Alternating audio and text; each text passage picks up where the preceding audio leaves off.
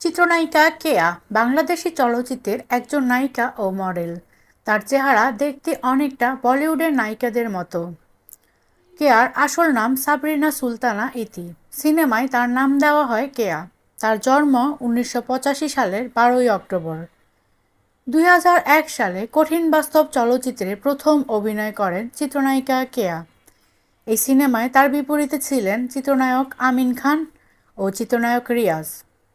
কেয়া বেশ কিছু বিজ্ঞাপনের মডেলিংও করেছিলেন।